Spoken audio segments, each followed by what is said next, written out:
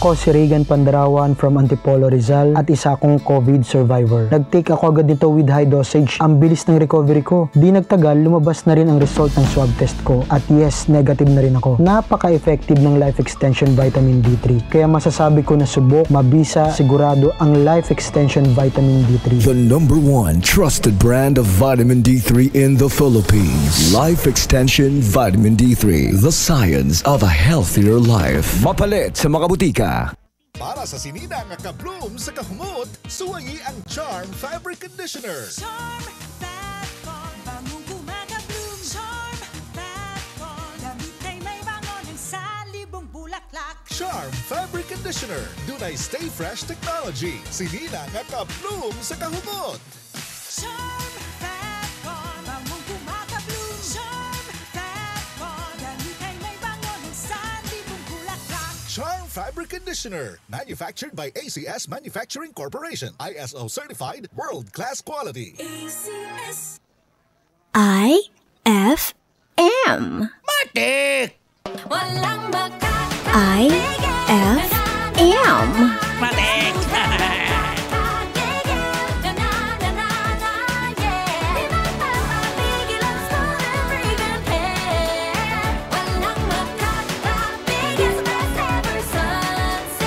Best ever sunsilk with active infusion versus previous formulations. Humok o humot ang buhok with regular use. Kung dunay humot nga makagigil, walang makakapigil sa iyo, girl. IFM. Matik! Tanan Mary, tanan may matipid sa GCash. Wala pa tong load para sa pili ng providers. Sarangan na. Libre nga padala GCash to GCash. Sarangan na. Bayad bills bisan ara lang sa balay. Sarangan na. Pamaganangan load daw nga gilastuhan. Sarangan na. Pag may GCash, download na. Supervised by the Bangko Sentral ng Pilipinas. IFM. Matik! Surf and go on. Ang bango-bango ng damit ko. Sa surf and go on. Amoy araw na mawalay. Floating clothes all day. Based on lab test, Surf Fabcon. IFM. Ani ana ang mga nagdilaab og nagbagabagang balita gikan sa IFM News Center.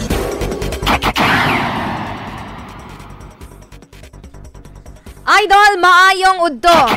Maglawig na po sa kahanginan ng IFM. Balitang alas 12, karong adlang Huwebes, pizza 28 na bulan sa Disyembre 2023. Kami ang inyong mga tig-balita, Idol, Tintin Gamay. O giniusab si Jackie Banyas. Ato ng atuan, Idol, mga headlines sa mga balita. IFM News Headlines. Headlines sa mga balitang lokal, 40 ka mga batang leader gikan sa nagadaiyang barangay sa Malungon, misalmot sa Municipal Children's Congress 2023. Samtang PDRMO South Cotabato gipanigurado nga andam sa pagresponde dungan sa pagsugat sa bagong tuig. Fixer sa LTO, dakpan sa gipahigang bagbas operation, samtang kapin 47,000 pesos kantidad sa shabu na kumpiska. Mayor sa Malungon nang hinaot nga maundang ang mga natigayon nga disgrasya sa National Highway sa maong munisipyo. Probinsya Sarangani adunay gilata nga CSO desk aron katutukan ang paghatag serbisyo sa katawhan. Samtang DTI 12 gipahugtan ang monitoring aron nga masunod ang ipatuman ng SRP dungan sa nagkaduol nga pagsugat sa bagong tuig. Headlines sa mga balitang regional, pulis ug sundalo dakpan sa pagpabutog armas sa Davao City. Motorista patay human nga mibangga ang nakaparadang sakyanan. Headlines sa mga balitang national, presyo sa mga produktong pang medianoche dili mo ta Santo December 31, 2023 sumala sa DTI. Samtang PPA nag-inspeksyon sa duha ka pinakadaghang tawo nga terminal sa tibok nasod ayha ang pagsugat sa bagong tuig.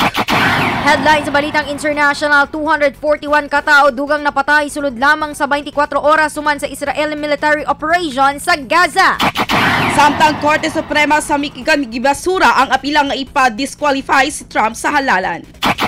Headlines sa balitang sports, public viewing para sa mitiliwan nga BBA legend Zamboy Lim gipalugwayan. Samtang headline sa balitang showbiz, sa balay ni Beyonce sa pagpakabata na sunog. Ato ng atuan Idol mga detalye sa mga balita. IFM News Lokal. Mukabat sa 40 ka mga batang leader gikan sa 31 ka mga barangay nga sakop sa munisipyo sa Malungon na misalmot sa Municipal Children's Congress 2023 nga giorganisa sa Municipal Social Welfare and Development sa Malungon. Nakasiran nga ni atong nakalabayng adlaw adunay natigen nga panagtapok sa mga youth leader sa Farmers Hall sa Manlungon Municipal Compound karabot sa mga hisgutanan sa pamayag ni Ruth Arangote ang labaw sa MSWDO Malungon nga tumong niini nga mahatagan og kahanas ang mga child leader nga buhaton ang ilahang matrabaho isip child representative sa Local Council for the Protection of Children kon LCPC. Santa nga andam na sa pagresponde ang Provincial Disaster Risk Reduction Management Office kon PDRMO South Cotabato karong panahon sa pagsugat sa bag-ong tuig sa unsa man nga kalamidad o disgrasya. Sa pamayag ni PDRMO South Cotabato Officer in Charge Rolly Duani Aquino nga nagpabilin nga aktibo sa ang Emergency Operations Center 24 oras aron nga masigurado ang adunay makaresponde sa unsa man nga aksidente nga mahitabo karong pagsugat sa bag-ong tuig.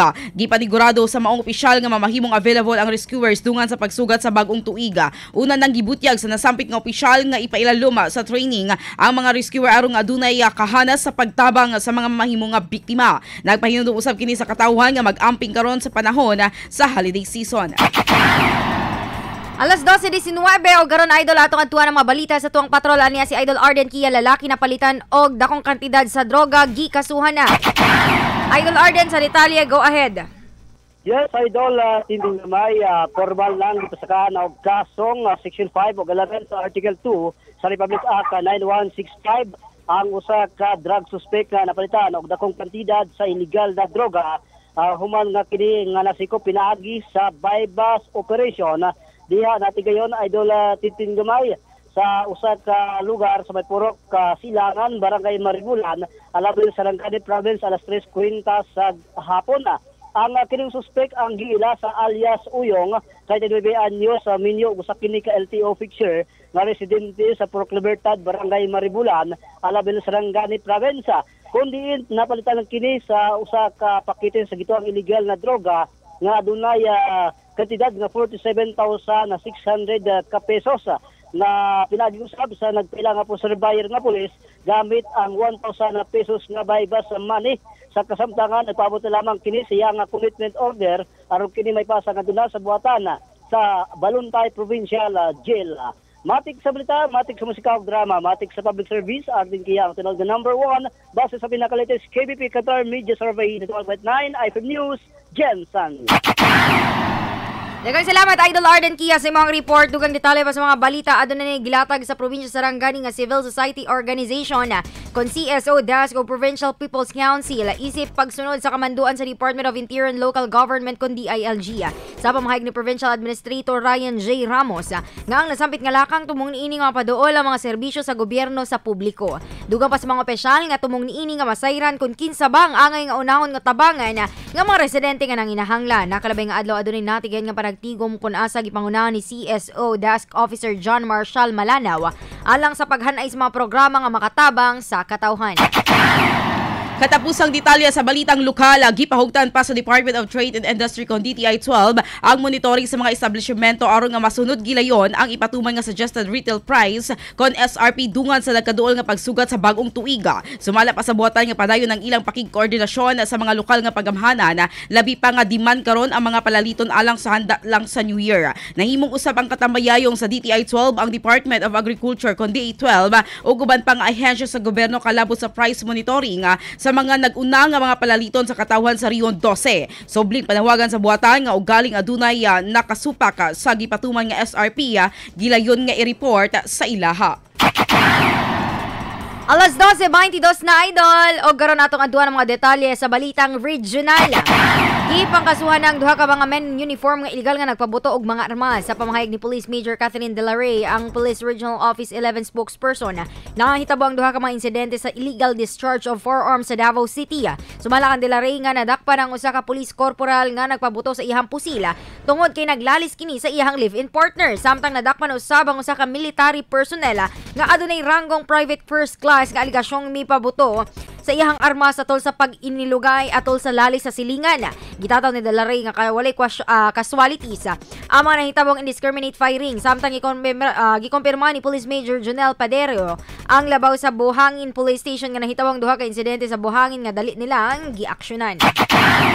Katapusang detalye sa balitang regional, nakakusudian na karon sa Talungo Police Station ang driver sa tricycle nga nalambigan sa disgrasya sa Matina Aplaya, Davao City pasado alas 12 sa kadlawon kagahapon na adlaw. Giila ang biktima sa pangalang si Reggie Negro, 22 anyos, human kini nga misuway og likay sa tricycle nga gimanihon ni Salazar Bonifacio. Sa report gikan sa Davao City Police Office, sa sayrang miliko pawala ang tricycle paingon sa Pag-asa Village samtang nagapaduol ang motorsiklo. Hinungdan nga sila nagkabangga. Sa maong pangitabo nalamba si Negro sa pavente o nalambos ngadto sa nakaparadang strada. Gisuwayan pa og tabang ang biktima apan gideklara na kini nga wala nay kinabuhi tungod sa kakusog sa iyang pagkalagpot.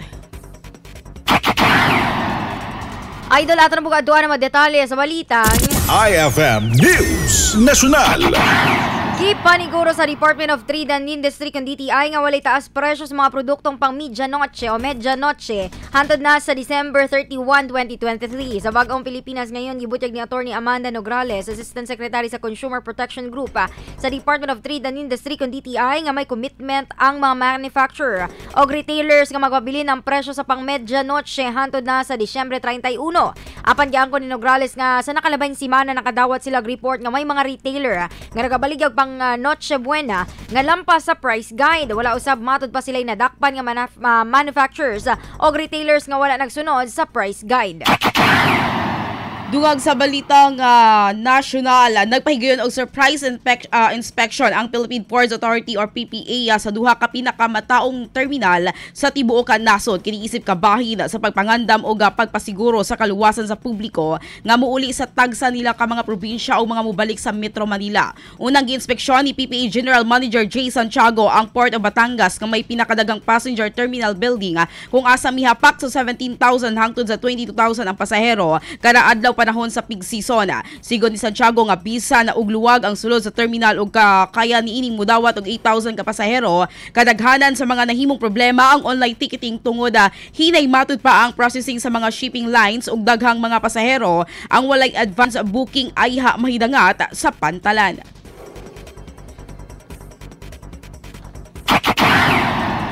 Idol, ato na po katuwa ng mga detalye sa balitang IFM News International. Gipamayag sa Health Ministry sa Gaza nga dili moubos sa 241 kataong napatay sulod lamang sa 24 oras sa nagpadahang operasyon o military operation sa Israel. Gitawag man usab ni Palestinian President Mahmoud Abbas ang gera nga usa ka grave crime batok sa iyang ginsakpan. Matod sa labaw sa military sa Israel na si Herzi Halevi nga maong pagpangatake magpadayon pa sulod sa pipila ka bulan. Samtang gibasura sa Korte Suprema ang apila sa mga botante nga nagpag-disqualify kay kaning US President Donald Trump nga subli nga mudagan isip pagkapangulo. Ang nasampit nga hirit human ang pipila ka adlaw nga magdesisyon ang Colorado nga maoy unang estado nga nagbawal kay Trump og subli nga magpapila o magpapili pagkakandidato. Nasayran nga ang isip battleground state sa 2024 ang general election o kaniadtong 2020 election midaog si US President Joe Biden og halos 3% kay Donald Trump. Alas 12:27 na idol karon ato na pong aduan ng mga detalye sa balitang IFM News Sports.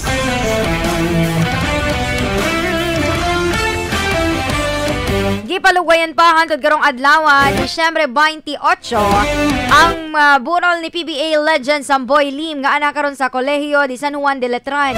Matod sa nasampit nga tulunghaan nga gipalawig pa nila aron nga mahantagan og gigayon ng mga fans ni ini nga makaduaw. Magsugod ang public viewing gikan alas 11 sa buntag hantod na alas 10 sa gabi. O karon na idol ato mga aduan ng mga detalye sa balitang IFM News Showbiz.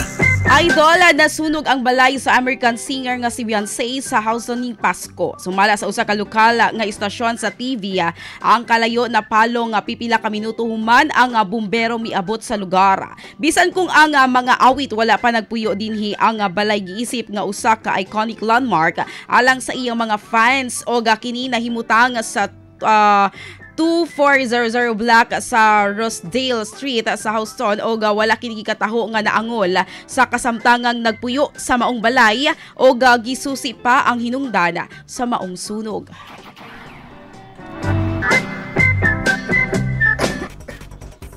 Idol mo ko ito naglangkob sa mga balita sa IFM News alas 12.